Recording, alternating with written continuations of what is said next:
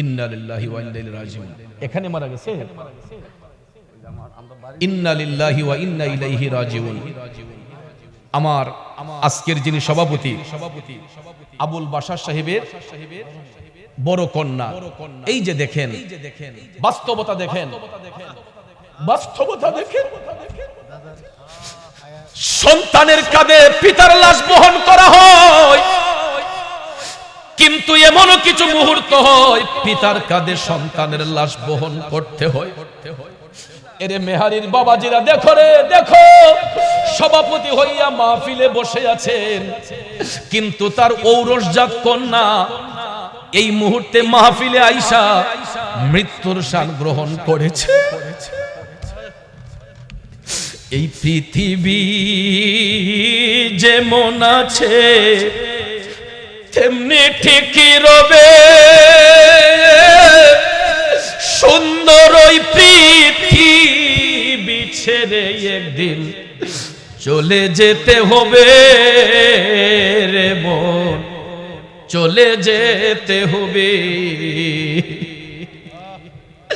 আমার বন্ধুরা রে, মৃত্যুটা কেমন জিনিস বাস্তবতার উদাহরণ নিয়ে যাও। প্র্যাকটিক্যালি প্রমাণ পাইছেন নি বাবা? মাহফিলে আসছে ওয়াজ শোনার জন্য, আসছে জীবিত হইয়া, এখন যাইতেছে লাশ হইয়া।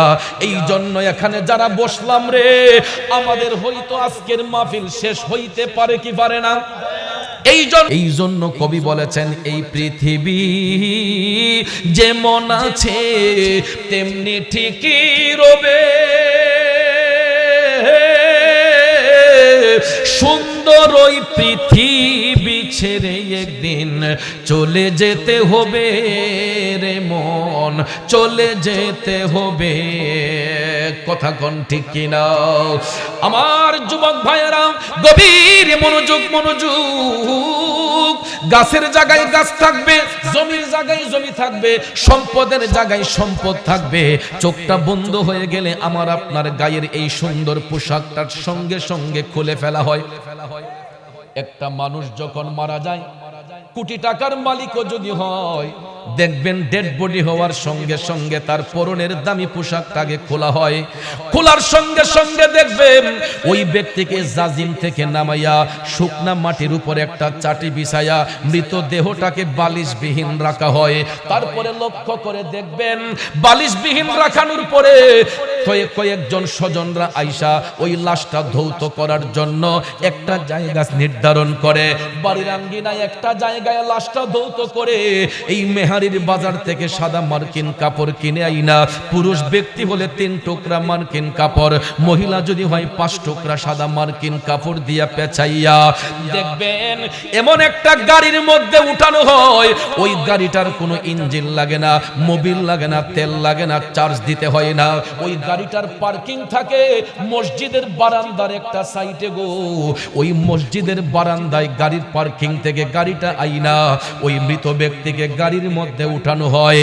সম্পদ ব্যাংকে পড়ে থাকে, বাড়ির সম্পদ বাড়ি থাকে, মাত্র 3.5 টুকরো সাদা মার্কিন কাপড় পইরা ওই ব্যক্তিকে ইঞ্জিনবিহীন গাড়ির মধ্যে উঠানো হয়। 4 জন ড্রাইভার, এদেরও কোনো তেল মোবিল লাগে না, 2 চাক্কার উপর ভর কইরা ওই 4 জন ড্রাইভার চারপাশে যাইয়া খাটিয়াটা ওই গাড়িটা কান্দের মধ্যে নিয়া গাড়িটাকে একটা স্টেশনে পৌঁছানো হয়।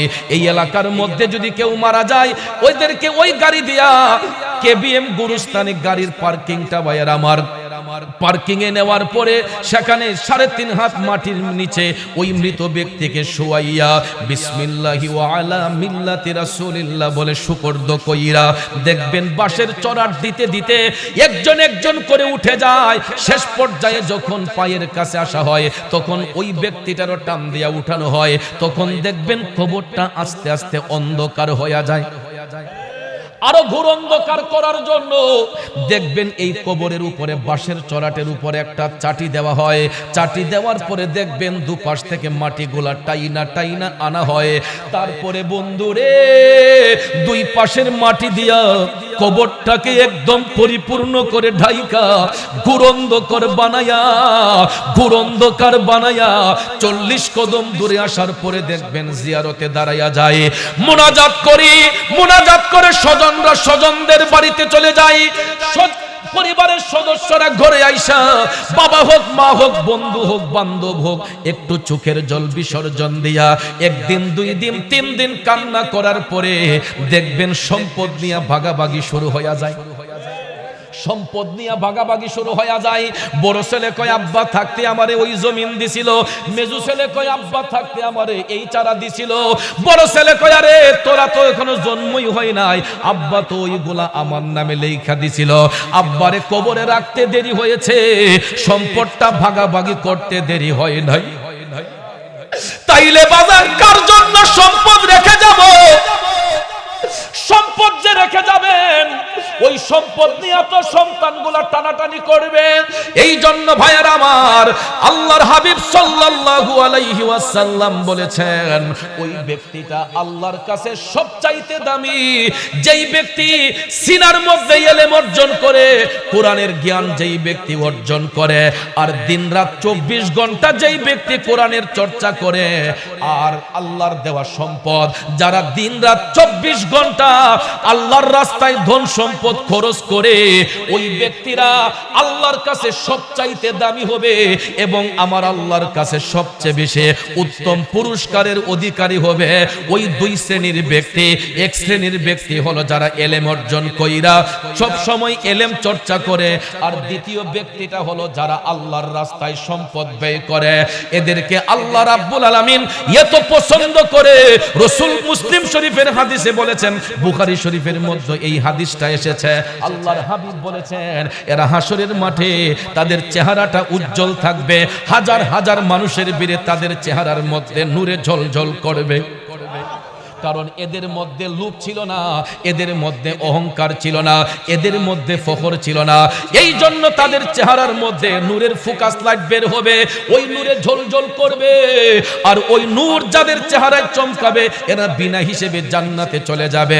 এই জন্য ভাইয়ারা আমার, বন্ধুরা আমার, সবচেয়ে বেশি ধনী ব্যক্তি ছিলেন পৃথিবীর জমিনে আমার নবীর উম্মতের মধ্যে সবচেয়ে বেশি ধনী ছিলেন হযরতে উসমান জিন নূরান রাদিয়াল্লাহু তাআলা। চিৎকার মেরে কি সুবহানাল্লাহ বলবেন না? আরো জোরে কন্যা সুবহানাল্লাহ। সুশিক্ষিত আমার কৃষক, শ্রমিক, চাকরিজীবী, ব্যবসায়ী, সাংবাদিক, শিক্ষক, প্রশাসনিক, গোয়েন্দা বিভাগের সম্মানিত ভাইয়েরা, স্কুল, কলেজ, ইউনিভার্সিটি, মাদ্রাসায় পড়ুয়া ছাত্র ভাইয়েরা, পর্দানিশীন মা বোনেরা, সবার প্রতি আবার আন্তরিক সালাম। আসসালামু আলাইকুম ওয়া রাহমাতুল্লাহ। রব্বুল ইজ্জতের আলিশান দরবারে লাখো কোটি শুকর গুজার করার পর প্রিয় নবী সরকারে দু আলম নবী মুহাম্মদ রাসূলুল্লাহ সাল্লাল্লাহু তাআলা আলাইহি ওয়াসাল্লামের শানে নাতে মুস্তাফা, দুরুদে মুস্তাফা সাল্লাল্লাহু আলাইহি ওয়াসাল্লাম পরিবেশন করে মহাগ্রন্থ আল কোরআনুল কারীমের সর্ববৃহৎ সূরা সূরাতুল বাকারার 3 নম্বর পারা 262 নম্বর আয়াতে পাক তেলাওয়াত করেছি। জুড়ে বলে আলহামদুলিল্লাহ। খুব অল্প সময়ে আয়াতে পাকের মূল অর্থ তাফসীরের ভাষায় কিছু আলোচনা এসেছে, এইগুলো উপস্থাপন করে মিলাদ শরীফ হবে, জিকিরের তালিম হবে, আল্লামা বন্ধুবর তাহিরি সাহেবের আলোচনার মাধ্যমে এই দরবারের আলা হযরত বর্তমান পীর সাহেব মোনাজাত করবেন। আমরা আমিন আমিন বলে তাবারুক গ্রহণ করে সকলে আপন আপন বাড়িতে যাব। আল্লাহ পাক যেন শেষ মোনাজাত পর্যন্ত আমাদের সকলকে ধৈর্যের সহিত বসার সুযোগ দান করেন। আমরা সবাই বলি আমিন। বাবাজির আমার, একটু আওয়াজ করে বলতে হবে, হায়াতের মালিককে, রিজিকের মালিককে, ধন সম্পদের মালিককে, ধন সম্পদ কেড়ে নেওয়ার মালিককে। এই জন্য রব্বুল আলামিন সূরা আল ইমরানে আপন হাবিবের মাধ্যমে বলেছেন, কুলিল্লাহুম্মা মালিকাল মুলকি তুতিল মুলকা মান তাশাউ ওয়া তানজিউল মুলকা মিম্মান তাশা। আল্লাহ বলেন, হাবিব আপনি জগৎবাসীকে জানিয়ে দেন সমস্ত রাজ্যের মালিক একমাত্র আমি আল্লাহ। আল্লাহ কয়, হাবিব আপনি বলে দেন আমি যাকে ইচ্ছা রাজ্য দিতে পারি, যার কাছ থেকে ইচ্ছা আমি আল্লাহ রাজ্য কেড়ে নিতে পারি। ক্ষমতা কার? আমরা দেখবেন অনেক সময় বলি যে আমি 5টা বাড়ির মালিক, 5খানি জায়গার মালিক, 10টা বিল্ডিং এর মালিক, 4টা গাড়ি আছে, এতটা বাড়ি আছে। যা কিছু থাকুক না কেন, মালিক কি আমরা নাকি আল্লাহ? আসল মালিক কে? আমরা হচ্ছি গোলাম। কথা কোন ঠিক কিনা? যদিও 5খানি 10খানি 20খানি জমি জামা আল্লাহ দান করে, এটা তত্ত্বাবধানের জন্য আল্লাহ আমাদেরকে মনোনীত করেছেন, কিন্তু এই সম্পদ এক হাতে কখনো থাকে না। কিছু কিছু মানুষ দেখবেন সম্পদ আছে, অনেক সময় দেখবেন এরা রাস্তার ভিখারি হয়ে যায়। আবার কিছু কিছু মানুষ দেখবেন সমাজে কিছুই ছিল না, হঠাৎ করে দেখা যায় কোটি কোটি টাকার মালিক। আমরা হাট বাজারে দোকানপাটে বসে বলি, আহারে অমুকের কিচ্ছু আসিল না, ওহন কোটি টাকার মালিক। আবার অনেক সময় দেখবেন বলি যে তার বাপের এতদূর সম্পদ আছিল, বেচ্চা সার হার করে নিচ্ছে। বলি কি বলি না? আসলে যদিও মুখে মুখে বলি, এটা আমার আপনার মুখের কথা নয়, এটা কোরআনের কথা। বলেছেন কে? এই জন্য সম্পদ নিয়ে কখনো বড়াই করতে নেই, অহংকার করতে নেই, কারণ এটা আল্লাহর পক্ষ থেকে গড গিফট। কিছুদিন থাকতে পারে, আবার চলেও যেতে পারে। ঠিক না বেঠিক? যুবক ভাইয়ের আমার, এই জন্য আল্লাহ রাব্বুল আলামিন কোরআনুল হাকিমের সূরা বাকারার 262 নম্বর আয়াতে কারিমায় আমাদেরকে একটা শিক্ষা দান করেছেন। বিসমিল্লাহির রহমানির রহিম। আল্লাযীনা ইউনফিকুনা আমওয়ালাহুম ফি সাবিলিল্লাহি সুম্মা লা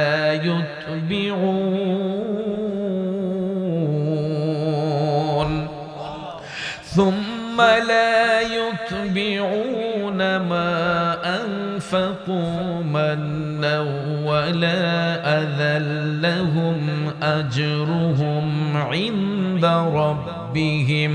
একটা জবান বন্ধ রাখবেন না, উচ্চ স্বরে বলুন আল্লাহু আকবার। ভাইয়ার আমার, বন্ধুরা আমার, আল্লাহ রাব্বুল আলামিন আপনাকে আমাকে শিখিয়ে দিয়েছেন, যারা আল্লাহর পথে নিজেদের ধন সম্পদ ব্যয় করে এবং যারা আল্লাহর পথে নিজের অনুগ্রহের কথা প্রকাশ করে, আল্লাহর কাছে যারা দান করার পরে এই অনুগ্রহের কথা স্বীকার করে, যারা কৃপণতা করে না, যারা অহংকার করে না, আল্লাহ রাব্বুল আলামিন তাদের জন্য উত্তম পুরস্কার নির্ধারণ করে রেখেছেন। ওয়ালা খাউফুন আলাইহিম ওয়ালা হুম ইয়াহজানুন।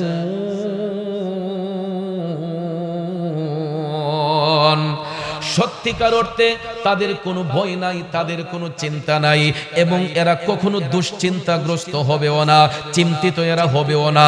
অর্থাৎ যাদের ধন সম্পদ অর্জন করার পরে এই ধন সম্পদ যারা আল্লাহর পথে খরচ করে এবং ধন সম্পদ নিয়ে কোনোদিন রিয়া করে না, অহংকার করে না, ফখর করে না, আল্লাহর দেওয়া সম্পদ আল্লাহর রাস্তায় যারা ব্যয় করে, আল্লাহ রাব্বুল আলামিন কয় আমি তাদের জন্য উত্তম পুরস্কার নির্ধারণ করে রেখেছি। আর সত্যি সত্যি ওই সমস্ত ব্যক্তিরা কোনোদিন কোনো জায়গায় চিন্তাযুক্ত হবে না, কারণ এদের জন্য আমি আল্লাহ দুনিয়া এবং আখিরাতের মধ্যে কল্যাণ নিহিত রেখেছে। তাইলে বাজান আমার, বন্ধুরা আমার, সম্পদ আল্লাহ দান করে ওই সম্পদ আল্লাহর রাস্তায় ব্যয় করা দরকার আছে না নাই? লক্ষ্য করে দেখবেন, আমরা এই সমাজের মধ্যে কিছু কিছু মানুষ আছি, ধন সম্পদ যখন অধিক হয়ে যায়, এই ধন সম্পদ আমরা অজাগার মধ্যে খরচ করি। যেই জায়গায় খরচ করলে আল্লাহ বেজার হয়, এই সমস্ত জায়গায় আমরা ধন সম্পদ খরচ করি। যদি একটা এক্সাম্পল দেই, দেখবেন যদি কোনো খেলার টুর্নামেন্ট হয়, সেখানের মধ্যে দিয়ে দিবে 1 লাখ 2 লাখ টাকা। যদি একটা দিনী মাজলিস হয়, একটা মিলাদ মাহফিল হয়, আলোচনা মাহফিল হয়, দেখবেন সেখানের মধ্যে মাত্র 2000 টাকা। কারণ ওইখানে খেলাতে টাকা বেশি দিলে খরচ সওয়াব বেশি হবে, নাকি আল্লাহর রাস্তায় দিলে বেশি সওয়াব হবে? কথাটা বুঝার স্বার্থে বলছি, একটু মনোযোগ দিয়ে বুঝবেন আমার যুবক ভাইয়েরা। আল্লাহর দেওয়া সম্পদ আল্লাহর রাস্তায় ব্যয় করলে আল্লাহ পুরস্কার নির্ধারণ করে রেখেছেন। কিন্তু সমাজের মধ্যে কিছু কিছু মানুষ সম্পদ অর্জন করার পরে তাদের তকব্বরি বেড়ে যায়, অহংকার বেড়ে যায়। এরা মানুষকে তুচ্ছ তাচ্ছিল্য করে, মানুষকে মানুষের মর্যাদা দেয় না। এমন অহংকারী মানুষ সমাজে আছে না নাই? যুবক ভাইয়ের আমার, বন্ধুরা আমার, ওই সমস্ত ব্যক্তিদেরকে ওই কথাটা স্মরণ করে দিতে হবে। কারণ সম্পদ আল্লাহর দেওয়া আমানত, এটা কখনো চিরস্থায়ী নয়।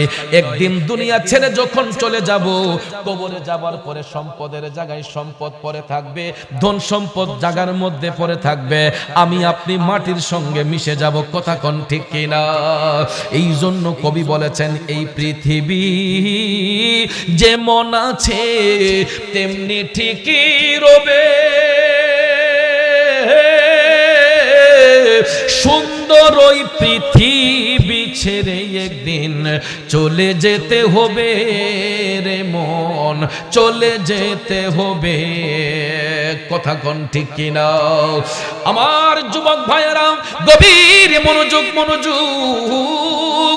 গাছের জায়গায় গাছ থাকবে, জমির জায়গায় জমি থাকবে, সম্পদের জায়গায় সম্পদ থাকবে।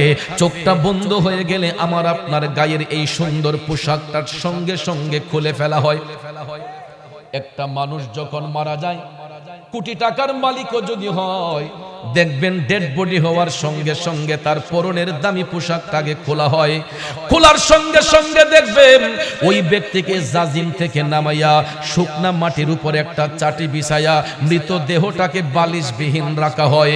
তারপরে লক্ষ্য করে দেখবেন বালিশবিহীন রাখানোর পরে কয়েকজন স্বজনরা আইসা ওই লাশটা ধৌত করার জন্য একটা জায়গা নির্ধারণ করে। বাড়ির আঙ্গিনায় একটা জায়গায় লাশটা ধৌত করে এই মেহারির বাজার থেকে সাদা মার্কিন কাপড় কিনে আইনা, পুরুষ ব্যক্তি হলে 3 টুকরা মার্কিন কাপড়, মহিলা যদি হয় 5 টুকরা সাদা মার্কিন কাপড় দিয়া পেঁচাইয়া দেখবেন এমন একটা গাড়ির মধ্যে উঠানো হয়।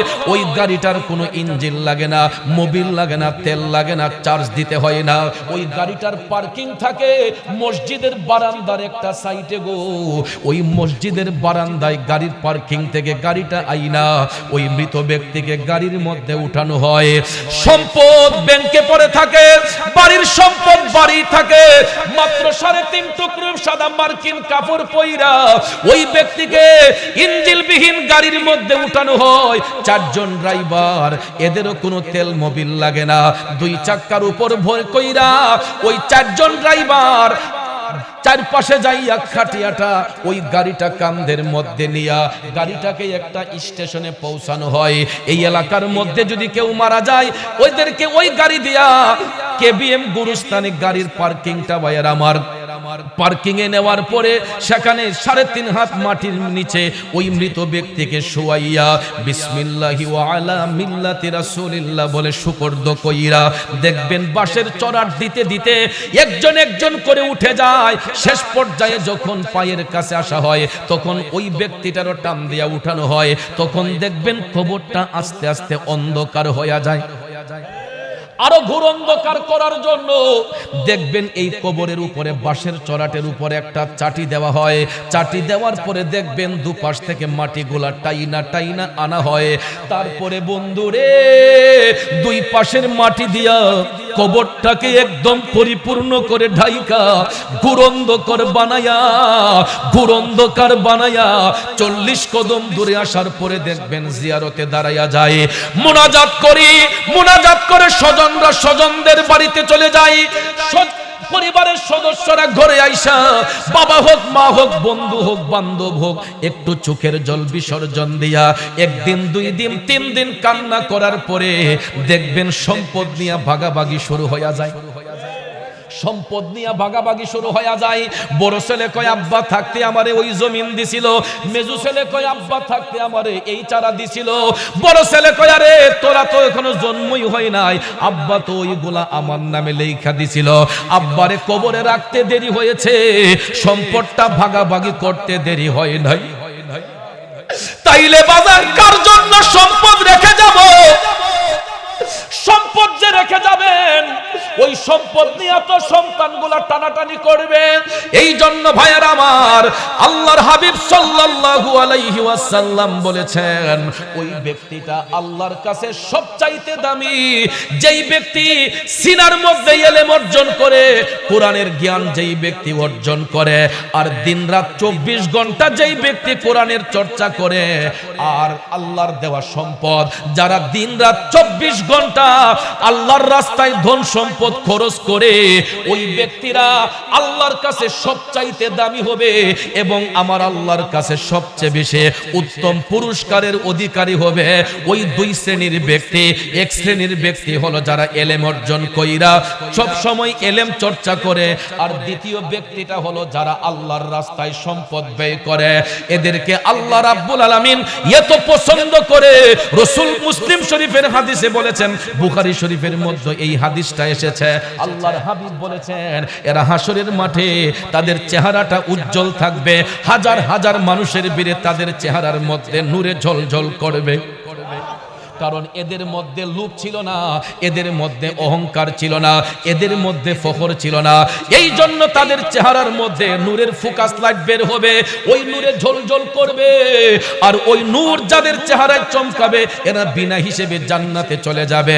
এই জন্য ভাইয়ারা আমার, বন্ধুরা আমার, সবচেয়ে বেশি ধনী ব্যক্তি ছিলেন পৃথিবীর জমিনে, আমার নবীর উম্মতের মধ্যে সবচেয়ে বেশি ধনী ছিলেন হযরতে উসমান জিন নূরান রাদিয়াল্লাহু তাআলা।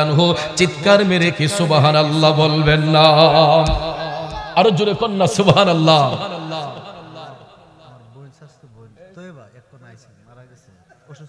ইন্না লিল্লাহি ওয়া ইন্না ইলাইহি রাজিউন। এখানে মারা গেছে। ইন্না লিল্লাহি ওয়া ইন্না ইলাইহি রাজিউন। আমার আজকের যিনি সভাপতি আবুল বাশার সাহেবের বড় কন্যা, এই যে দেখেন বাস্তবতা, দেখেন বাস্তবতা, দেখেন সন্তানের কাঁধে পিতার লাশ বহন করা হয়, কিন্তু এমনও কিছু মুহূর্ত হয় পিতার কাঁধে সন্তানের লাশ বহন করতে হয়। এরে মেহারির বাবাজিরা দেখো রে, দেখো সভাপতি হইয়া মাহফিলে বসে আছেন, কিন্তু তার ঔরসজাত কন্যা এই মুহূর্তে মাহফিলে আইসা মৃত্যুর শান গ্রহণ করেছে। এই পৃথিবী যেমন আছে তেমনি ঠিকই রবে, সুন্দর ওই পৃথিবী ছেড়ে একদিন চলে যেতে হবে রে মন, চলে যেতে হবে। আমার বন্ধুরা রে, মৃত্যুটা কেমন জিনিস বাস্তবতার উদাহরণ নিয়ে যাও। প্র্যাকটিক্যালি প্রমাণ পাইছেন নি বাবা? মাহফিলে আসছে ওয়াজ শোনার জন্য, আসছে জীবিত হইয়া, এখন যাইতেছে লাশ হইয়া। এই জন্য এখানে যারা বসলাম রে, আমাদের হয়তো আজকের মাহফিল শেষ হইতে পারে কি পারে না। এই জন্য একটু মনোযোগ দিয়া বৈশা কিছু কথা শুনে যান ভাইয়েরা। এক সালেক মিয়া নামে আরেক ব্যক্তি সবসময় এখানে বসে থাকতো, পিসা বুজুরের মুরিদ, এই বছর দুনিয়াতে নাই। এভাবে ভালোবাসার মানুষগুলা সবাই একদিন চলে যাব, কথা কোন ঠিক কিনা? সব কিছু বিলীন হয়ে যাবে, কিন্তু দুইটা জিনিস সব সময় অমর থাকবে, একটা হলো নেক আমল আর একটা হলো আল্লাহর পথে দান। সুবহানাল্লাহ কম। নবীর সাহাবী হযরতে উসমান রাদিয়াল্লাহু তাআলা আনহু সবচেয়ে ধনাঢ্য সাহাবী ছিলেন। আমার নবীর উম্মতের মধ্যে সবচাইতে বড় ধনী সাহাবী ছিলেন হযরতে উসমান রাদিয়াল্লাহু তাআলা আনহু। বাবাজিরা আমার, সহিহ মুসলিম শরীফের মধ্যে এইভাবে riwayat খানা এসেছে, একটু মনোযোগ। ইসলামের প্রথম যুগে যখন মুসলমানদের সংখ্যা খুবই কম ছিল, আমার মদিনার কামলিওয়ালা নবী সত্যের দাওয়াত যখন দিতে গেলেন, আরব গোত্রের মানুষের মধ্যে মদিনাবাসীর কাছে যখন রাসূল সত্যের বাণী দিতে গেলেন, তখন দেখা যায় ভাইয়ের আমার, রোম সাম্রাজ্যে কিছু কিছু ব্যক্তি ছিল, এরা আমার মদিনার কামলিওয়ালা নবীর বেশি বেশি কষ্ট দিত। ইসলাম বিদ্বেষী রোম সাম্রাজ্যের যারা ছিল, এরা দয়াল নবীর বেশি বেশি কষ্ট দিত, মুসলমানদেরকে নির্যাতন করত। ইসলামের প্রথম যুগে রাসূল সাল্লাল্লাহু আলাইহি ওয়াসাল্লাম কালেমার দাওয়াত যখন দিতে যান, তখন ওই সমস্ত কাফেররা আমার নবীজিকে আঘাত করার জন্য ষড়যন্ত্র করে। নাউজুবিল্লাহ কোন। সত্যের দাওয়াতে দিতেন নবীজি, আমরা সত্যের দাওয়াতে দিলে আল্লাহ পাক রাজি, আল্লাহকে রাজি করে সঠিক প্রেমিক হও, নবী তুমি আমার হয়ে যাও, আমি তোমার তুমি আমার, আমি তোমার তুমি আমার, একবার কথা দাও, নবী তুমি আমার হয়ে। খারাপ লাগতেছে ভাইয়েরা, একটু মনোযোগ। ইসলামের প্রথম যুগে মুসলমানদের সংখ্যা কম, এই মুহূর্তে দেখা যায় কাফেররা ষড়যন্ত্র করে আমার রাসূলকে আঘাত করার জন্য। যখন মায়ার নবী দয়ার নবী বুঝতে পারলেন, তখন ভাইয়েরা আমার, কাফেরদের ভিড়ে, যিনি কালেমা পড়ে কাফেরদের সেই সীসা ঢালা প্রাচীরের ভিড়ে, তাদের শক্তির ভিড়ে যিনি কালেমা পড়ে মুসলমান হয়েছিলেন, তিনি হলেন নবীর প্রিয় সাহাবী হযরতে উসমান যুন্নুরান রাদিয়াল্লাহু তাআলা আনহু, যিনি আমার নবীর কালেমা পড়ে মুসলমান হয়েছিলেন। এই জন্য ভাইয়ের আমার, মায়ার নবী হযরতে উসমানকে খুব বেশি স্নেহ করতেন, মহব্বত করতেন। যখন ভাইয়ের আমার কাফেরদের অত্যাচার বেড়ে গেল, আমার মায়ার নবী দয়ার নবী সবাইকে ডাক দিলেন, দিয়ে বলতেছেন তাদের তো মোকাবেলা করতে হবে, শত্রুরা তো আমাদের পিছু নিয়েছে, আমরা তো এর প্রতিবাদ করতে হবে, মোকাবেলা করতে হবে। এখন মোকাবেলা যে করবেন, মোকাবেলা করতে গেলে তো অস্ত্রের প্রয়োজন আছে, কথা কোন ঠিক না বেঠিক? কারণ মুসলমানদের সংখ্যা কম, তারপরও দেখা যায় অন্যান্য ধর্মের লোকেরাও এরা মুসলমানদেরকে ঘৃণার চোখে দেখে, মুসলমানদেরকে ঘৃণার চোখে দেখে, এরাও চায় না মুসলমানরা বহির্বিশ্বে আগায়া যাক, এরাও দয়াল নবীরে কষ্ট দিতেছে। তখন আল্লাহর নবী, মুসলমানের সংখ্যা কম হলো, সবাইকে ডাকলেন, আমার দিকে মনোযোগ, সবাইকে রাসূল ডাকলেন। ডাকার পরে বলতেছেন কাফেররা ষড়যন্ত্র করতেছে মুসলমানদেরকে কতল করার জন্য, হত্যা করার জন্য, যেইভাবেই হোক এদের মোকাবেলা করতে হবে।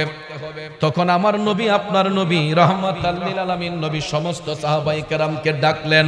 ডাইকা রাসূল বলতেছেন, ও আমার সাহাবারা, আজকের এই দিনে যুদ্ধের মোকাবেলা করতে হবে। তখনকার যুদ্ধ যেটা হয়েছিল, এটা মুতার যুদ্ধ। কিসের যুদ্ধ? মুতার যুদ্ধে আমার মায়ার নবী দয়ার নবী হযরতে উসমান রাদিয়াল্লাহু তাআলা আনহুকে একটা উপাধি দিয়েছিলেন। এই উপাধিটা হলো গানি। কি গানি শব্দের উপাধি দিয়েছিলেন? গানি শব্দের অর্থ ধনবান ব্যক্তি। সেটা কিভাবে রাসূল দিলেন দেখেন। আমার রাসূল তখন গ্রীষ্মকাল ছিল, তো গ্রীষ্মকালে আরববাসীরা খুব অভাবের মধ্যে থাকতো। আমাদের দেশও দেখবেন কিছু কিছু সিচুয়েশনে আমাদের ব্যবসা বাণিজ্য একটু মান্দা থাকে, আবার অনেক সময় ফসলাদির যখন সৃজন থাকে না, তখন দেখবেন অনেক সময় আমরাও অনেক সময় আর্থিক সংকটে পড়ে যাই, ঠিক কিনা কোন?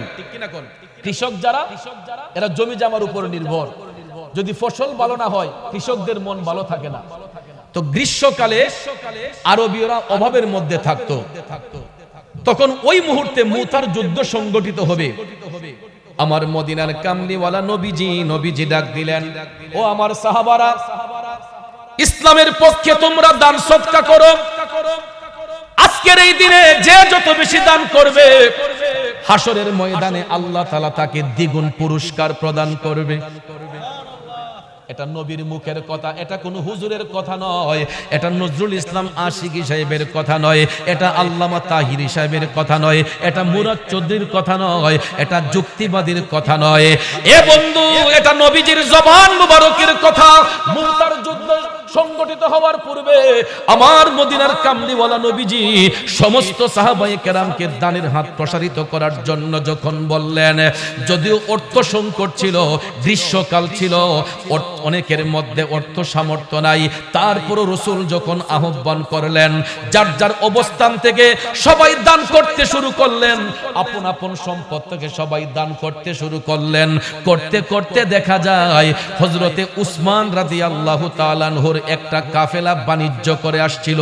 সুবহানাল্লাহ কোন উসমান রাদিয়াল্লাহু তাআলা আনহু ওই কাফেলা থেকে সর্বপ্রথমে তিনি 1000 উট এবং 100 ঘোড়া, 1000 স্বর্ণ মুদ্রা, তখনকার সময়ে 1500 বছর আগে হযরতে উসমান রাদিয়াল্লাহু তাআলা আনহু 1000 উট, 100 ঘোড়া, 1000 স্বর্ণ মুদ্রা নিয়া তিনি নবীজির কাছে মদিনা শরীফে বিরাট বড় এক মাঠ ভরে গেছে। এই দৃশ্য দেখে আমার দয়াল নবী মুস্কি মুস্কি হাসতেছেন। নবী যার উপর খুশি হইয়া যায় তার জীবনে আর কিছু লাগেনি, কথা কোন লাগেনি। এই জন্য আশেক কয় দুজাহানে কি যে হবে মোদের পরিচয়, প্রিয় নবীর গোলাম ছাড়া অন্য কিছু নয়, প্রিয় নবীর গোলাম ছাড়া অন্য কিছু নয়। ঠিক কিনা বলেন? তাইলে বলুন আমরা নবীর গোলামি চাই কি চাই না? কারা কারা চাই নিশিরাতে দুইটা হাত তুলে দেখাই। নারায়ে তাকবীর। আমার মনে হয় এর চাইতে মহিলা মাদের আওয়াজ বেশি হবে। এখানে পুরুষ আছে বলে আমার মনে হয় না। যদি পুরুষ থাকে পুরুষত্ব দিয়ে একটু আওয়াজ দিবেন, নারায়ে রিসালাত, আহলে সুন্নাত ওয়াল জামাত, কাদেরিয়া, আহমদিয়া, বুগদাদিয়া দরবার শরীফ সুন্নি মহাসম্মেলন। কষ্ট হয়েছে ভাইয়েরা, রাগ করেছেন ভাইয়েরা, একটু মনোযোগ, একটু মনোযোগ। হযরত উসমান রাদিয়াল্লাহু তাআলা আনহুর এই দান দেখা আমার মদিনার কামলিওয়ালা নবী, মায়ার নবী, দয়ার নবী মুস্কি মুস্কি হাইসা বলতেছেন, উসমান তুমি তো জ্ঞানী হয়ে গেছো। হে উসমান তুমি তো জ্ঞানী, অর্থাৎ তুমি ধনী হয়ে গেছো। রাসূল বললেন, উসমান আস্তে বাবা, আস্তে বাবা। ওয়ালাইকুম সালাম। আমার কাছে খুব ভালো লাগতেছে, খুশি লাগতেছে, জায়গা জায়গা জেনে মাবিনা কই দিতে ইনশাআল্লাহ, ইনশাআল্লাহ আমি আলবিত করে দেব। মারহাবা। লোকে আমায় পাগল বলে আমার দুঃখ লাগে না, আমাকে পাগল করেছে আরবের ওই মদিনা। ঠিক না বিঠে? অনেকের কাছে হয়তো লাগতেছে লোকটা পাগল, আসলে দুনিয়া লোভী পাগল, আমার মৌলার পাগল, নবীর পাগল। ঠিক কিনা? লোকে আমায় পাগল বলে তাতে দুঃখ লাগে না, আমাকে পাগল করেছে আরবের ওই মদিনা। খারাপ লাগছে বাবাজিরাম, জগতের বন্ধুরা রে, ও মুরব্বী বাবাজিরা গো, আমার সম্মানিত মা বোনরা যারা শুনছেন, মদিনার কামলিওয়ালা নবী এই কথা বলার পরে আল্লাহর হাবিব ডাক দিয়া কয়, উসমান, ও উসমান, এই দানের কারণে আল্লাহ তোমারে জ্ঞানী বানাইয়া দিছে, তোমাকে আল্লাহ ধনী বানাইয়া দিছে। এরপর থেকে হযরত উসমান রাদিয়াল্লাহু তাআলা আনহুর নামের সঙ্গে এই জ্ঞানী শব্দটা যখন যুক্ত হয়েছে, তিনি ধন সম্পদের মালিক এমন ভাবে হতে লাগলেন। এত ধন সম্পদ হওয়ার পরেও গো বিন্দু মাত্র রিয়া অহংকার হযরতে উসমানের মধ্যে ছিল না। এটা কেমনে দেখেন ভাইয়েরা, আমার নবী জ্ঞানী বানিয়ে দেওয়ার পরে মদিনার কামলিওয়ালা নবীর দরবারে একজন গরিব ব্যক্তি, অসহায় ব্যক্তি আমার মদিনার কামলিওয়ালা নবীর দরবারে হাজির হইয়া নবীজির কদমে গিয়ে সালাম দিয়ে বলতেছে, আসসালাতু আসসালামু আলাইকা ইয়া রাসূলুল্লাহ। ওগো নূরের নবীজি, আমি একজন গরিব মানুষ, আমারে কিছু সাহায্য করেন। সাহায্য দেওয়ার মালিক কে? এই লোকে সাহায্য চাইছে কার কাছে?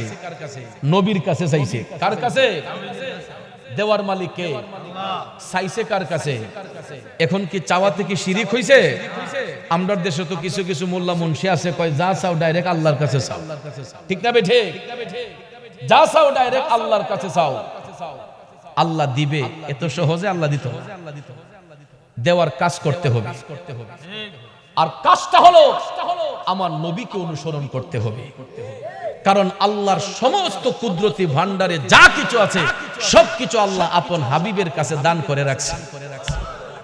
আরো জোরে কোন সুবহানাল্লাহ। কবির মনোযোগ বাইরা, ওই লোকটা দয়াল নবীর কদমে যাইয়া বলতেছে, নবী গো, আমি গরিব মানুষ, আমাকে কিছু সাহায্য দেন। আল্লাহর হাবিব সাল্লাল্লাহু আলাইহি ওয়াসাল্লাম তাকে দিতে পারতেন কিনা? নবীর কাছে কোনো কিছুর কমতি আছে? অভাব আছে?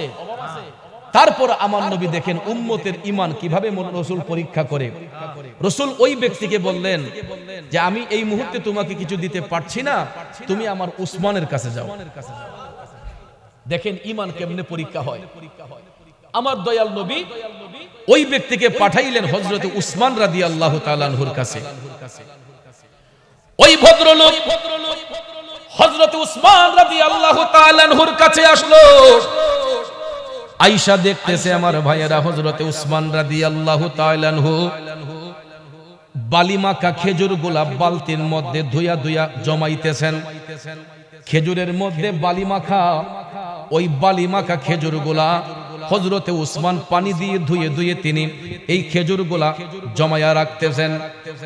তখন লোকটা আয়েশা কিছু না বইলা এই দৃশ্য দেখা, আরে উসমান তো খুব কৃপণ মানুষ, কইতে তো খুব বখিল মানুষ, নাউজুবিল্লাহ কোন। তার ধারণা হলো যেই বেটা বালি মাখা খেজুর গোলা জমাইতেছে, এ বেটা নিজেই চলবো কেমনে, আমারই দিব কেমনে। তখন তার বিবেক এটা দিতেছে না যে উসমানের কাছে সে সাহায্য চাইবে। এই দৃশ্য দেখে এই ব্যক্তি চলে গেছে আবার রাসূলুল্লাহর কদমে গিয়ে বলতেছে, নবী গো, কার কাছে পাঠাইলেন? তে তো আমার চাইতে আরো বেশি কৃপণ। আমি তো মনে করি যে আমার চাইতে আরো বেশি কৃপণ, যে আমিও তো, আমার যদি এমন কিছু থাকতো আমিও ময়লা খেজুর পানির থেকে টুকাইলাম, নইলে আমি গিয়ে দেখি আপনার উসমানে খেজুর গোলা বালতির মাঝে মালি গোলা পরিষ্কার করে জমাইতেছে। আমার রাসূল মুস্কি হাসলেন, মুস্কি মুস্কি হাইসা তাকে আবার বললেন, তুমি আমার উসমানের কাছে যাও। যুবক ভাইয়ারা আমার, এই কথা বলার সঙ্গে সঙ্গে গো ওই ভদ্রলোক আবার উসমান রাদিয়াল্লাহু তাআলা আনহুর বাড়ির আঙ্গিনায় আয়েশা, সে দেখতেছে হযরত উসমান রাদিয়াল্লাহু তাআলা আনহু রুদ্রের মধ্যে তুলা শুকাইতেছেন। শিমুল তুলা চিনেননি? তুলা, গাছের তুলাগুলা তিনি শুকাইতে দিবেন হযরত উসমান। এগুলা যে জাল দিয়া যে ঢাইকা রাখছেন, দেখা যায় জালের ভিতরে ছিদ্র দিয়া তুলাগুলা উড়ে যাইতেছে। তখন হযরত উসমান উনি এইগুলা জমাইতেছেন। কি করতেছেন? ইনি জমাইতেছেন। এই দৃশ্য দেখে এখন আই খাই খাই রে, তে তো আরো খারাপ, তুলা উড়ে যাইতেছে গা, সে কেমন বখিল। তুলে আসলো, আয়েশা দেখতেছে হযরত উসমান রাদিয়াল্লাহু তাআলা আনহু ওনার কর্মচারীদেরকে বকাঝকা করতেছেন। কারণ হলো এরা লেমের মাঝে যে সলিতা, কুপির মাঝে যে সলিতাটা, এই সলিতাটা বাড়াইয়া দিছে। তো সলিতা যখন বাড়াইয়া দেয় তেল একটু বেশি খরচ হয়, ঠিক না? এরা যখন সলিতা বাড়াই দিছে, উসমানের কর্মচারীরা তখন আগুন ধাউ ধাউ করে জ্বলতেছে, বেশি আলো হয়ে গেছে। তখন হযরত উসমান ওনার কর্মচারীদেরকে ধমক দিতেছেন যে তোমরা এত অপচয় করতেছে, কেন এটা কমাইয়া দাও। হে আয়া এই বুকে দিকে লাইছে, শাইরা লাইছে রে, আলু যত হয় তত বালা। উসমান কেমন কৃপণ, শরীরটা দিকে একটু বাড়াই দিছে, এর লেগা তার কর্মচারীরা বক্তাছে, আর এবারে আমারে দান করে নিব। সে ওই দিনও উসমান রাদিয়াল্লাহু তাআলা আনহুর কাছ থেকে চলে গেছে নবীজির কদমে, গিয়া কয়, ইয়া রাসূলুল্লাহ, এত কৃপণ মানুষ আমার জীবনে দেখছি না। নাউজুবিল্লাহ কোন না, যে আপনার উসমানে সলিতা দিকে বাড়াই দিছে, তার কর্মচারীরা এরা ধমকাইতেছে, এইটা কে লাগে বাড়াই দিছে। আমার রাসূল মুস্কি হাইসা তাকে বললেন, তুমি আমার উসমানকে গিয়া সালাম দাও। সত্যি সত্যি আবার চতুর্থ দিন ওই ব্যক্তি উসমান রাদিয়াল্লাহু তাআলা আনহুর কদম মুবারকে আয়েশা সালামটা দেওয়ার সঙ্গে সঙ্গে হযরত উসমান সালামের জবাব দিয়া বললেন, ভাই একে একে 3 দিন আসলেন, একটা দিনও তো আমার সঙ্গে কথা বললেন না। আমি তো আপনাকে যখন তাল্লাশ করি খুঁজে পাই না, আপনাকে তো অবশ্যই আমার দিনের নবী পাঠিয়েছেন। সে অবাক হয়ে গেছে, আপনি জানেন কেমনে? নবী যে আমারে পাঠাইছে আপনি জানেন কেমনে? আমার রাসূল গায়েবের খবর দেনে वाला, ঠিক না বেঠিক? হযরত উসমান জানতে পারেন কি পারেন না? জানাইছেন কে? কারণ ঈমানদাররা যখন ঈমানের সংস্পর্শে থাকে তখন তারা আল্লাহর আরশ পর্যন্ত দেখার ক্ষমতা রাখে, ঠিক না বেঠিক? গভীর মনোযোগ আমার ভাইয়েরা, হযরত উসমান রাদিয়াল্লাহু তাআলা আনহু বললেন, ভাই বলুন এবার আপনার কি প্রয়োজন? তখন কয় আমি নবীজির কাছে সাহায্য চাইতে গেছিলাম, রাসূল বলেছেন আপনার কাছে আসতে। তখন হযরত উসমান বলেন, আমি আবার আপনাকে কি করতে পারি? তখন হযরত উসমান লক্ষ্য করে দেখলেন অনেক দূরে একটা সরু রেখা দেখা যায়। অনেকক্ষণ তাকিয়ে দেখতেছেন যে একটা উটের কাফেলা, সরু রাস্তার মতো একটা উটের কাফেলা আসতেছে। হযরত উসমান ওই ব্যক্তিকে বললেন, ওই যে একটা কাফেলা আসতেছে, আপনার কি দৃষ্টিগোচর হচ্ছে? কয় জি। তখন হযরত উসমান একটা কাগজের মধ্যে লিখে দিলেন যে আপনি এই কাগজটা সেখানকার সেনাপতি যিনি উনার কাছে দিবেন, দিয়ে বলবেন সবচেয়ে বড় উট যেটা বা আপনি যেটা চয়েস করেন এবং এই উটের উপরে যেই সামান আছে প্রত্যেক এই উটের সামানাগুলো সহ এই উটটা আপনি নিয়ে চলে যাবেন। তখন এই কাগজ আতলিয়া খেজুর টু হায় আর তুলা উইরা যায় আর সলতা বাড়াই দিছে দিকে ইয়ে কয় আর এ বেটা আমার উঠ দে লাইব। সে বিশ্বাস করে না। হযরত উসমান বললেন, নেন আমার লিখিতটা তাদের কাছে দিবেন। এখন সে কাগজটা হাতে লিয়া রাস্তা দিয়ে যাইতেছে, কয় আর কোনো কাম নাই, হেরা আমার দে লাইব, এই কাগজ দিয়ে আমার কি হইব? তখন যাইতে যাইতে যাইতে কাফেলার কাছে গেছে, গিয়ে দেখতেছে প্রায় 1 থেকে 150 উট হবে, প্রত্যেকটা উটের পিঠের মধ্যে মালামাল। সুবহানাল্লাহ কোন। উসমান তো বলেছেন সবচেয়ে বড় উট যেটা এটা তুমি নিবা, চয়েস কইরা কাফেলার উট যেটা সবচেয়ে বড় এটাই তুমি নিবা। এখন সে সন্দেহাতীত যে এর হতাশের মধ্যে পড়েই যে আমারও তো দিত না, এরপর দিকে উসমানের দোহাই দিয়া সে সত্যি সত্যি কইয়া দেখি গিয়া তখন এই কাগজ লইয়া গেছে কাফেলার সামনে, গিয়া সেনাপতিরে ডাকছে, কই কাগজটা নেন। এখন লেখা দেখি তো সেনাপতিও বুঝছে যে এটা উসমানের লেখা, ঠিক না বেঠিক? কয় তাইলে আপনি কোনটা চয়েস করেন? সে তাকাইতেছে, তাকাইয়া সবচেয়ে বড় যেটা এটা সামনেরটা, সামনের উট যেটা সবচেয়ে বড় এটা চয়েস করে বুঝছে, কয় এটা আমার। তখন সেনাপতি বলতেছে, কয় ঠিক আছে এটা আপনি, ঠিক আছে। এখন আমাদের ইয়ে হলো প্রথম সারির উট, এটা যেই রাস্তা দিয়ে হাঁটে এটা যদি আপনি নিয়ে যান তাহলে বাকি যে উটগুলা ইটার পিছন দাঁড়াইব, সবগুলা উট ইটার পিছন ধরবে, কারণ এটা তো যেই লাইনে যাইবো সবাই ইটারে অনুসরণ করে, কারণ নেতা যেমরা যায় ফাতি নেতারা তো এই দিক দিয়ে যাব। কথা কোন ঠিক না বেটি? এখন এটা সবচেয়ে বড় উট সামনের কাতারে, এটা যে দিক দিয়ে যায় এখন বাকিগুলা এই দিক দিয়ে যাবে। তখন সেনাপতি বলতেছে, একটা কাজ করেন, আপনি কিছুক্ষণের মধ্যে আমাদের কাফেলা উসমান রাদিয়াল্লাহু তাআলা আনহুর বাড়ির মধ্যে যাবে, সেখানে যাওয়ার পরে আপনি ওইখান থেকে নিয়ে যায়েন। আল্লাহু আকবার কোন।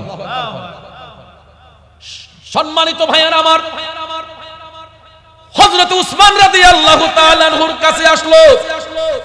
আসার পরে সেনাপতি বলতেছেন, দলনেতা বলতেছেন, হুজুর আপনার ওই ব্যক্তি এমন একটা উট পছন্দ করছে যেটা সবচাইতে সামনের কাতারে ছিল, এটাই সবচাইতে বড় রুষ্টপুষ্ট, আর আপনার সৈনিক এটাই পছন্দ করেছে।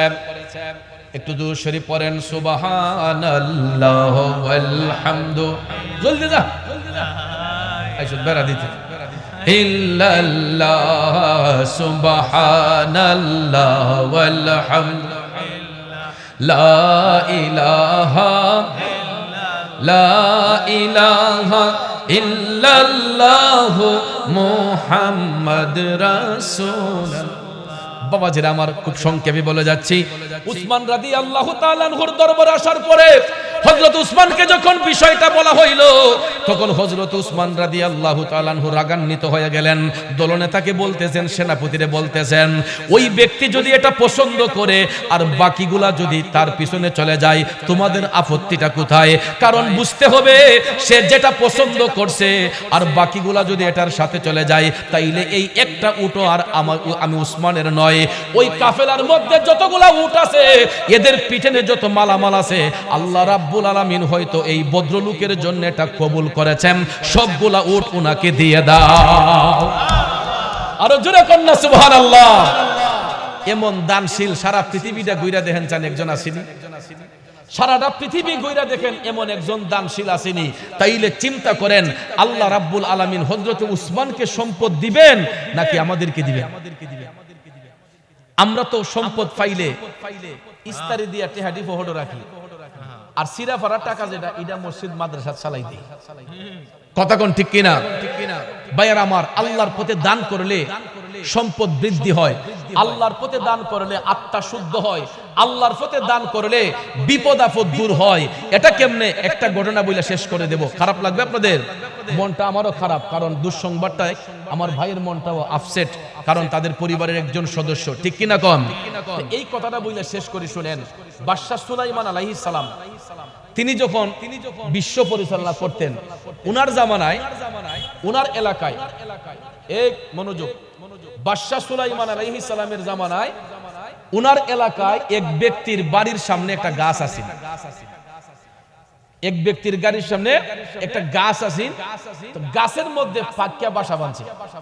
তা আমরার বাড়ি ঘরে তো পাখি বাসা বাঁধে না গাছে। তো সুলাইমান নবীর আল্লাহ একটা গুণ দিছিলেন, উনি পাখির বাসা বুঝতেন, পাখির কথা তিনি বুঝতেন। তখন ওই পাখি বাসার মধ্যে ডিম দেয়, আর যার বাড়ির গাছ, এই বাড়িওয়ালা কিতা করে বাসার থেকে ডিম দেয় না, সে খাইয়া লায়। তো প্রতিদিনই পাখি ডিম দেয়, আর ওই বাড়িওয়ালা ডিম গুলাই না খাইয়া লায়। একদিন, দুই দিন, তিন দিন খাওয়ার পরে এই ফাইকা উইরা গেছে সুলাইমান নবীর কাছে। সুবহানাল্লাহ কোন? ও বাদশা সুলাইমান, আমি আপনার দরবারে একটা নালিশ নিয়ে এসেছি, একটা অভিযোগ নিয়ে আসছি। সুলাইমান আলাইহিস সালাম কয়, পাখি রে, কি এমন অভিযোগ নিয়ে তুমি আসলা? ওই পাখি ডাক দিয়া কয়, বাদশা সুলাইমান, আমি বড় আশা নিয়ে পাখির বাসার মধ্যে ডিম দেই বাচ্চা ফুটানোর জন্য, কিন্তু ওই বাড়িওয়ালার বাড়ির গাছের মধ্যে আমি ডিম দেওয়ার কারণে ওই ভদ্রলোক প্রতিদিন আমার বাসা থেকে ডিমগুলা নিয়ে যায়, আমি আর বাচ্চা ফুটাইতে পারি না। সুলাইমান নবী বিষয়টারে গুরুত্ব দিয়ে বললেন, ঠিক আছে, তুমি চিন্তা করো না, আমি তারে ডাইক্কাই না জানাই দিমু, সে তোমার বাসার ডিম আর কোনোদিন খাইতো না। সঙ্গে সঙ্গে সুলাইমান নবী ওই ব্যক্তিকে ডাক দিলেন, বাড়িওয়ালাকে ডাক দিলেন, হে বাড়িওয়ালা এদিকে আসো। আসার পরে তিনি বলতেছেন, তুমি যে পাখির বাসা থেকে ডিম পাইরা খেয়ে ফেলো, পাখি তো বড় আশা নিয়ে বাসার মধ্যে ডিম পারে বাচ্চা ফুটানোর জন্য, পাখি তো বড় কষ্টে আছে, তুমি তার ডিমগুলা খেয়ে ফেলো। আজকের পর থেকে তোমাকে জানাইয়া দিলাম, তুমি আর তার বাসা থেকে ডিম আইনা খাইও না। তখন লোকটা বলল, ঠিক আছে, আমি খাইতাম না।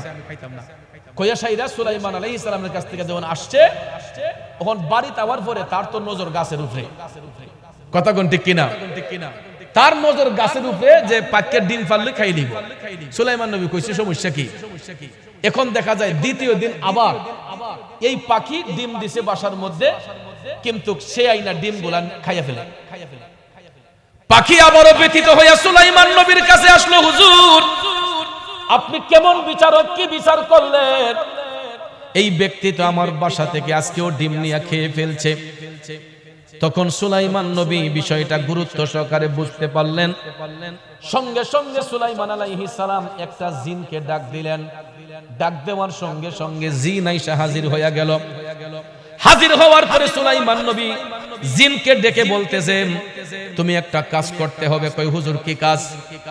তখন জিনকে সুলাইমান নবী বললেন যে এই পাখি বাসার মধ্যে ডিম দেয় খুব আশা নিয়া বাচ্চা ফুটানোর জন্য, কিন্তু বাড়িওয়ালা বাসা থেকে ডিম গুলাই না খাইয়া ফেলে, সে আর বাচ্চা ফুটাইতে পারে না। হুজুর আমি কি করতাম? তখন জিনকে সুলাইমান নবী বললেন, সে যদি আজকে গিয়ে আবার গাছের মধ্যে উঠে, তুমি গাছের উপর থেকে হেরে এমন একটা আছাড় দিবা যাতে হে আর কোনোদিন গাছ বাইতে না পারে, আর কোনোদিন যাতে গাছ বাইতে না পারে। জিন কয়, হুজুর ঠিক আছে, আমি আপনার আদেশ পালন করব। সত্যি সত্যি সত্যি পরের দিন জিন গিয়া গাছের মধ্যে বসে আছে। এবার ওই ব্যক্তি পাখির বাসা থেকে ডিম আনবে, প্রস্তুত নিচ্ছে। এমন সময় দেখা যায় গাছে উঠার আগ মুহূর্তে তার দরজার সামনে একজন ভিক্ষুক আইসা ভিক্ষার জন্য হাঁক দিছে। তখন ওই ব্যক্তি ঘরের মধ্যে ঢুইকা ভিক্ষুককে কিছু খাবার দিছে। কি দিছে? ভিক্ষুককে কিছু খাবার দিছে, পেট ভরে কিছু খাওয়াইছে। খাওয়ানোর পরে ওই ভিক্ষুকের হাতে আবার কিছু অনুদান দিছে, সম্পদ দিছে, কিছু দান সদকা করছে ভিক্ষুকরে। করার ফলে এই জিন সে এখান থেকে পলায়ন করছে। তখন ওই ব্যক্তি আবার গাছের মধ্যে উঠা পাখির বাসা থেকে ডিম আইনা খাইয়া ফেলছে। পাখিটা আবার উড়ে উড়ে সুলাইমান নবীর কাছে আইসা কই, বাদশা সুলাইমান, আমি আর কত সহ্য করব? আপনি কেমন বিচার করলেন? আপনি না জিনকে আদেশ করলেন, কিন্তু দেখা যায় আজকেও সে আমার বাসা থেকে ডিমগুলা নিয়ে খেয়ে ফেলছে। এই কথা শোনার পরে সুলাইমান নবী পাখির মুখের কথা শুই না রাগান্বিত হইয়া জিনকে ডাক দিলেন, হে জিন, তুমি কোথায় আসো তাড়াতাড়ি। জিন সঙ্গে সঙ্গে হাজির হয়ে গেল। সুলাইমান নবী জিনকে বলতেছেন, তুমি করলা কি? তোমারে বললাম কি, তুমি করলা কি? তোমাকে না বলছিলাম তাকে গাছ থেকে আছাড় দিয়ে ফালানোর জন্য, ধাক্কা দিয়ে ফালানোর জন্য, তুমি এই কাজ করো নাই কেন? তখন জিন বলতেছে, হুজুর, আমি যখন গাছের আগার মধ্যে বসে আছি, ওই ব্যক্তি যখন গাছের মধ্যে উঠবে, আমি তাকাইয়া দেখলাম তার দরজার সামনে একজন ভিক্ষুক ভিক্ষার জন্য হাঁক দিছে। ওই ব্যক্তি ঘর থেকে ভিক্ষুকরাই না কিছু খাবার দিছে, আবার তাকে কিছু দান করছে। আর ওই মুহূর্তে সঙ্গে সঙ্গে ভিক্ষা দেওয়ার ফলে সে যখন গাছে উঠবে, আমি যখন তাকে ধাক্কা দেব, পূর্ব এবং পশ্চিম প্রান্ত থেকে দুইজন ফেরেশতা আইসা আমার এমন একটা ধাক্কা মারছে হুজুর, আমাকে পৃথিবীর এক প্রান্ত থেকে আরেক প্রান্ত নিয়ে ফালাইয়া দিছে। ওই কথাটা সুলাইমান নবী শোনার সঙ্গে সঙ্গে বাড়িওয়ালাকে ডাক দিলেন। ডাক দেওয়ার পরে তিনি বলতেছেন, হে বাড়িওয়ালা, তুমি একাধারে অন্যায় করেছিলাম, পাখির বাসা থেকে ডিম খাইছো, আমি না করার পরও খাইছো, আমি তোমাকে আজকে এমন শাস্তি দিলাম হইলে, আমি তো জিনকে নির্দেশ দিয়েছিলাম তোমাকে ধাক্কা দিয়া গাছ থেকে ফেলার জন্য, কিন্তু তোমার নসিব বড় ভালো, তুমি গাছে উঠার আগ মুহূর্তে তোমার দরজার সামনে ভিক্ষুক আসছিল, তুমি ভিক্ষুকরে ভিক্ষা প্রদান করেছিলে, তাকে কিছু টাকা দিয়েছিলে, যেই কারণে আল্লাহ রাব্বুল আলামিন তোমার এই দানকে পছন্দ করছে, কবুল করছে। এই জন্য দুইজন ফেরেশতা জিনকে ধাক্কা দিয়া পৃথিবীর এক প্রান্তে ফেলে দিয়েছে। ওই ব্যক্তি বাড়িওয়ালা যখন এই কথা শুনলো, সে টপ টপ করে চোখের পানি চাইরা কান্না শুরু করে দিল যে এত বড় বিপদ, আমি ভিক্ষুকরে সামান্য খাবার দেওয়ার কারণে এত বড় বিপদ থেকে আমার আল্লাহ আমারে বাঁচাইয়া দিছে। ওই বাড়িওয়ালা টপ টপ করে চোখের পানি ছেড়ে কান্না শুরু করে দিয়া বলতেছে, হুজুর, ও বাদশা সুলাইমান, আমি ওয়াদা করতেছি আজকের পর থেকে আমি কোনোদিন শুধু এই গাছ নয়, অন্য কোন গাছ থেকেও পাখির বাসায় ডিম দিলে আমি আজকের পর থেকে কোনোদিন পাখির বাসা থেকে ডিম আইনা খাইব না। জুরে জুরে কি সুবহানাল্লাহ বলবেন না? বাবাজি, দানের ফজিলত আছে না নাই? আমি আপনি তো এরকম অন্যায় করি না? বহু অন্যায় জীবনে করছি। ভিক্ষুককে সামান্য ভিক্ষা দেওয়ার কারণে, তাকে একটু পেট ভরে খাওয়ানোর কারণে ওই বাড়িওয়ালা এত বড় বিপদ থেকে বেঁচে গেল।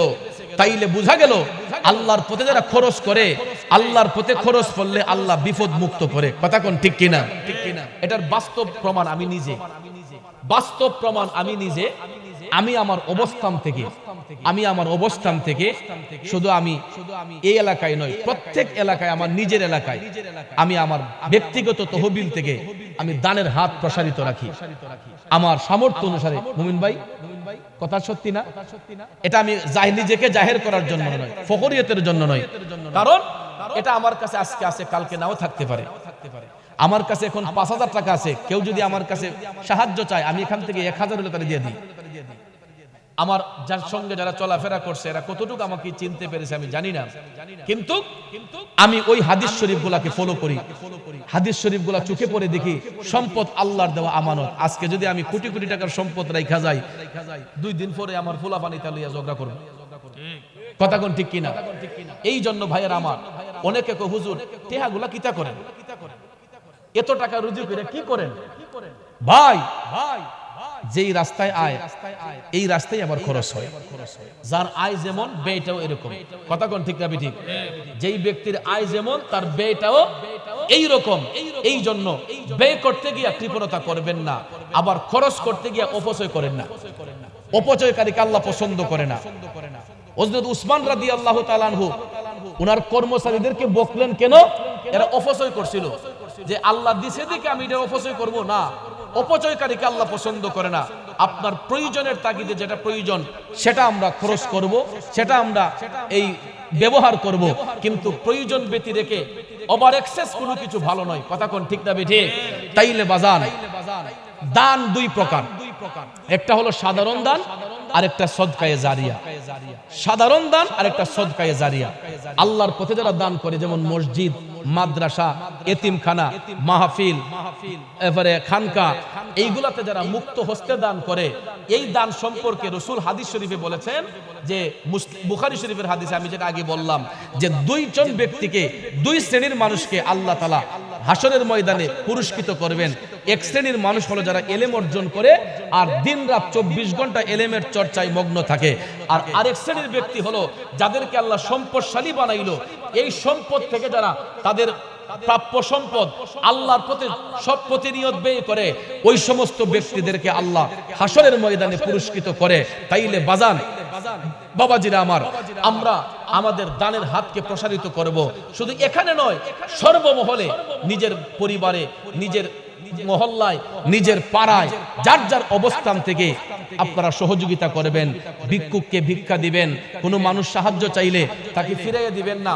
অনেক সময় আমরা দেখবেন কোনো মানুষে তাড়াইয়া দেই, যাও সরো এখান থেকে, যাও ডিস্টার্ব করো না, এরকম ভাবে আমরা করি। এটা কিন্তু ভালো না।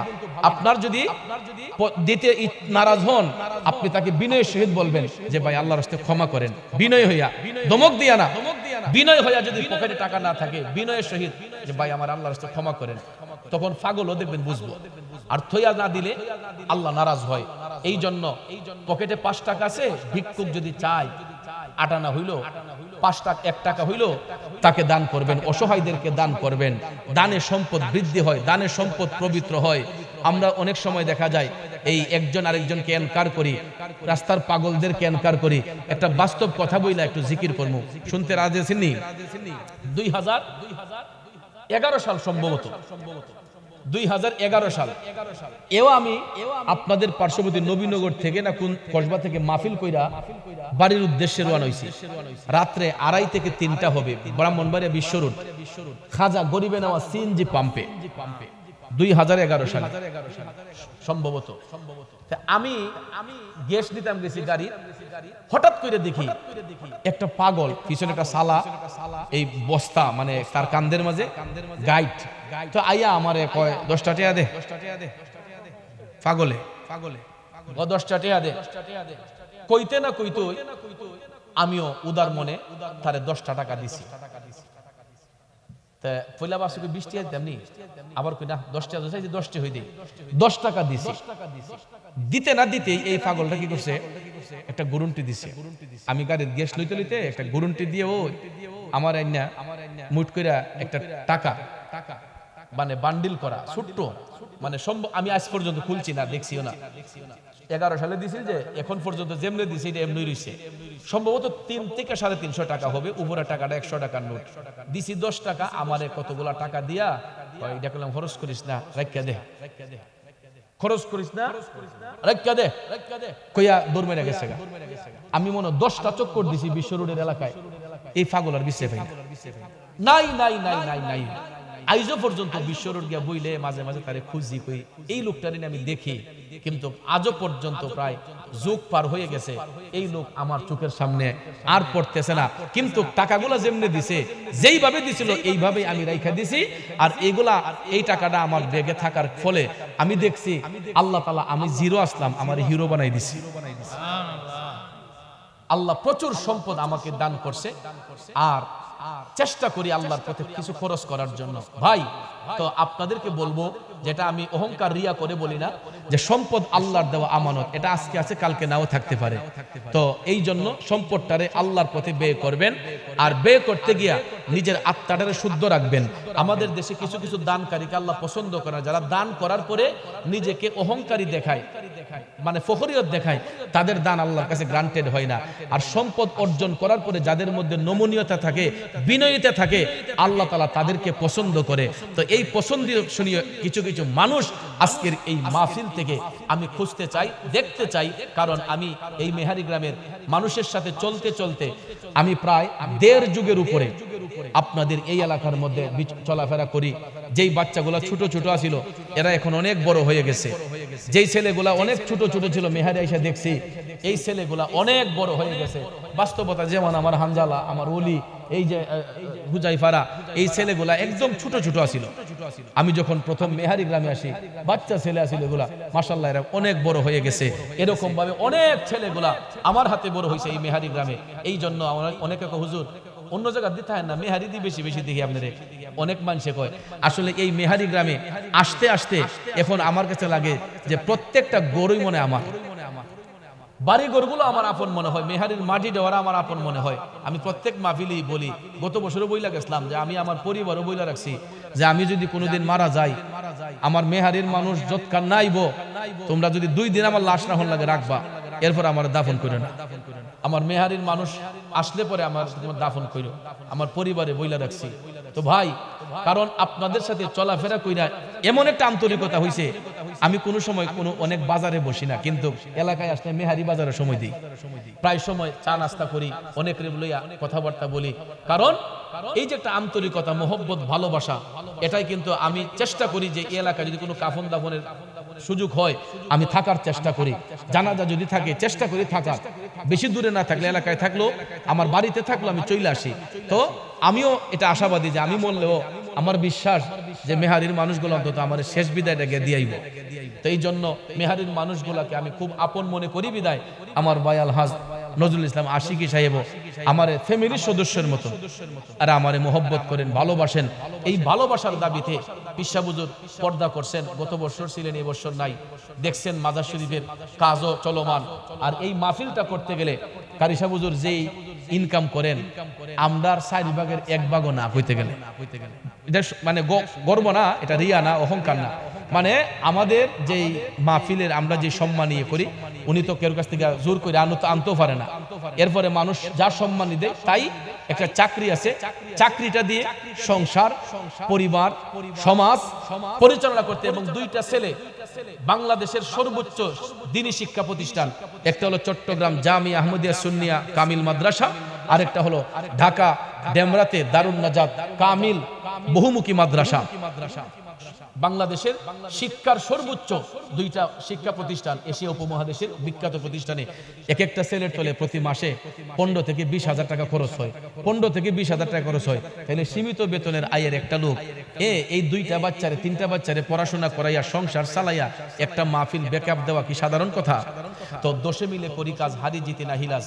আমরা সবাই মিলে যদি এই কাদিরিয়া আহমদিয়া বুগদাদিয়া দরবার শরীফের দিকে একটু সুনজর যদি রাখি, তাহলে এই দরবারের মাহফিলটা অনেক অনেক এগিয়ে যাবে। এবং বিশেষ করে দেখেন, আজকে এই মাহফিলকে জড়িয়ে করে এই কেবিএম এলাকায় এবং আশেপাশের এলাকায় এমন কোনো ঘর নাই যে আজকে 2-4-5 হাজার টাকার বাজার না হইছে। প্রত্যেকটা ঘরে ঘরে না হইলেও 2 থেকে 4,000 5,000 6,000 টাকার বাজার হইছে। কারণ আমি লক্ষ্য করে দেখছি আজকে মেহারি গ্রামের প্রত্যেকটা ঘরে ঘরে মেহমান। আমি যেই ঘরে খাবার খাইতে গেছিলাম দুপুরে, এখানে গিয়া দেখি প্রত্যেক ঘরে ঘরে কোনায় কোনায় মেহমান ভরপুর। কারণ একটা মাহফিলকে উদ্দেশ্য করে অনেক মেহমানদারি হয়, একটা সুন্নত আদায় হয়। কথা কোন ঠিক না ঠিক? বড় ধরনের একটা সুন্নত, মেহমানদারি একটা উত্তম সুন্নত।